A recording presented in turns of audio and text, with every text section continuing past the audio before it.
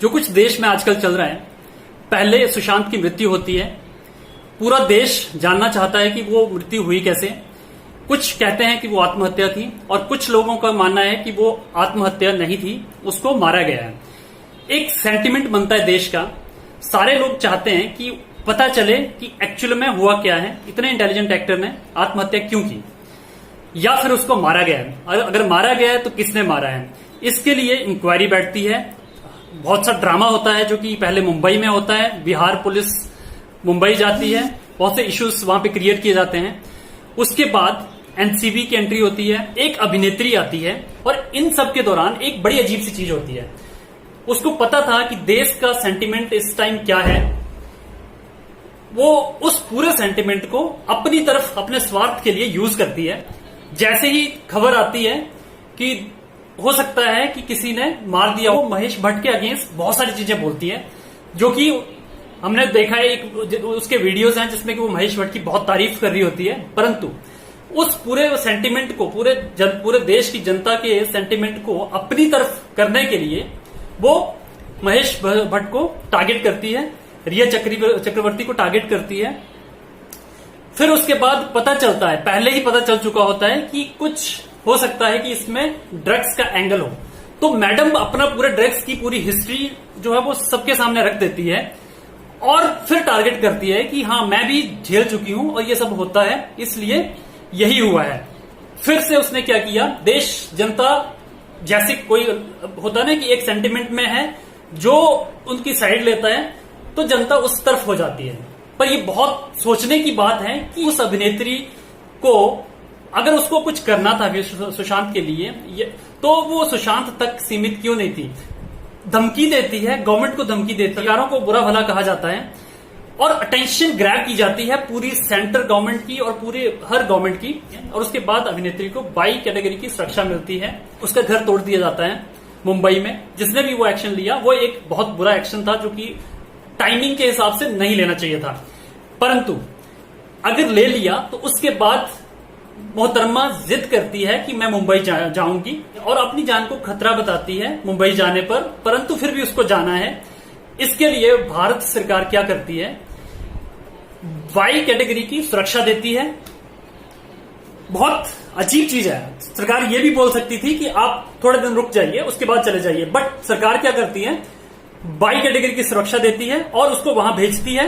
वहां प्रॉपर तरीके से कुछ दिन, जो भी 2-3 दिन जाना था, अब जाना क्यों था ये नहीं समझ आया। हो सकता है कि वो पेशी के लिए या वो देखने गई हो कि वहां पे क्या क्या हुआ है, बट वो देखने नहीं गई थी क्योंकि उन्होंने पहले ही ऐलान किया था कि वो 9 तारीख को वहां जाने वाली हैं। जो कुछ कर सकती है सरकार करके दिखाए। तो वो जो उसका मकान या जो भी उसका ऑफिस टूटा, उससे पहले ही वो डिसाइड हो चुका था। जब ये सब पता था तो उसके बाद वो गई क्यों, और वहां पे गई तो उसके बाद फिर वाई कैटेगरी की सुरक्षा, और वहां पे किसी से मिली नहीं है, कुछ नहीं है। गई है ट्विटर पे जो भी कुछ उनको लिखना होता है वो ट्विटर पे लिख के चुपचाप से वापस आ गई, आराम से मनाली में बैठी हुई है। उसने क्या किया, अपने पैर राजनीति में फंसा दिया है। अब बात करते हैं दूसरे इश्यू की। दूसरा इश्यू था कि कृषि बिल पास किया जाता है, सरकार बिना किसी सहमति के बिल पास करती है, संसद में हो हल्ला करके बिल पास किया जाता है, पूरे देश का किसान सड़कों पे आता है, बहुत सा बवाल होता है, परंतु इस बीच महामहिम राष्ट्रपति बिल पे साइन करते हैं और बिल पास हो जाता है। अभी ये ठंडा भी नहीं हुआ था, इसी बीच पता चलता है कि हाथरस यूपी की एक बेटी के साथ बलात्कार हुआ है, उसका गला दबाकर मारने की कोशिश की गई है, जीभ काट दी गई है, और इतना घिनौना अपराध किया है, परंतु वहां की सरकार, वहां का प्रशासन उन दरिंदों को बचाने में लगा हुआ है। एफआईआर करता है बट उसमें रेप का जिक्र नहीं करता है। उसके बाद कुछ टाइम तक वहां पर उसका उपचार किया जाता है, फिर जब लगता है कि उसकी स्थिति ठीक नहीं हो रही है तो उसको दिल्ली लाया जाता है। सोच के देखिए, इतना बड़ा, इतना घिनौना अपराध हुआ, इतना बुरा हाल था उस लड़की का, उसके बावजूद देश के सबसे बड़े हॉस्पिटल एम्स में उसको बेड नहीं मिलता है। इसकी वजह से उसको सफदरजंग हॉस्पिटल शिफ्ट किया जाता है, वहां पर इलाज चलता है और वो अगले ही दिन लड़की की मृत्यु हो जाती है। अब सोचिए यहां पे क्या होता है, जब मृत्यु हो जाती है तो लड़की को हाथरस लेके जाया जाता है, परंतु कौन सी गाड़ी में लेके जाया जाता है जिसमें नंबर नहीं था।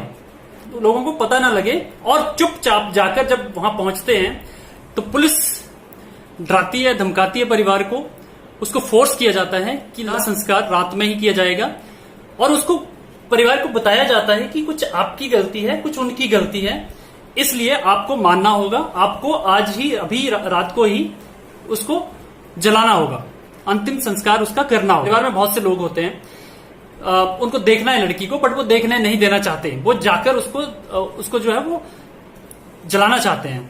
ये तो कुछ मीडिया वाले वहां पहुंच गए थे, उन्होंने उस पूरे घटनाक्रम को जो है कवर कर दिया।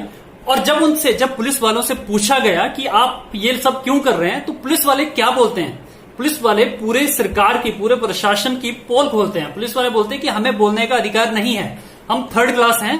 इस तरह से पुलिस वाले ही सरकार की पोल खोलते हैं। पता चलता है कि किसने किस पे दबाव बनाया हुआ है और कैसे ये सारी चीजें हो रही हैं।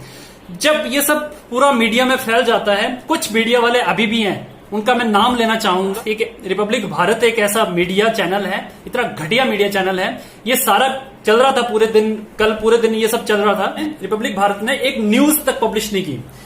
सोच के देखिए ऐसी मेंटालिटी को, ऐसे लोगों को जो चैनल खोल के बैठे हुए हैं, जिनके ऊपर एक डंडा रखा हुआ है कि तुम ये नहीं चलाओगे, ये चलाओगे तभी तुम्हें सक्सेस मिलेगी या तभी तुम्हें जीने देंगे, अदरवाइज तुम्हें बंद कर दिया जाएगा। इस तरीके से न्यूज चैनल चल रहे हैं। सोच के देखिए कि क्या हो रहा था वहां पे। इस तरीके से न्यूज चैनल्स चल रहे हैं। तो ये सब जब घटनाक्रम चला है, उसके बाद लगा कि देश में बहुत बड़ा बवाल होने वाला है इसके लिए। उसके बाद योगी सरकार की नींद खुलती है। वो पहले 10 लाख का पैसा, मतलब जो एक तरह से रिश्वत देने की कोशिश करते हैं कि हो सकता है कि वो मान जाएं। इसके बाद परिवार वाले हर चैनल पे कह रहे हैं कि हमारी मर्जी के खिलाफ ये सब किया गया है।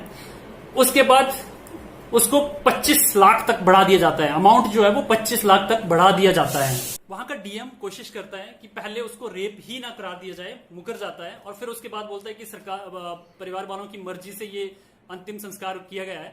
परंतु जब परिवार नहीं मान रहा है तो उसके बाद राशि बढ़ाई जाती है, नौकरी देने की बात की जाती है। तो ये सारी चीजें, ये एक घटनाक्रम है, ये एक आवाज को दबाने की कोशिश की जा रही थी। इसका कारण ये है कि आप नफरत की राजनीति करते हैं, आप जहां जाते हैं नफरत फैलाते हैं।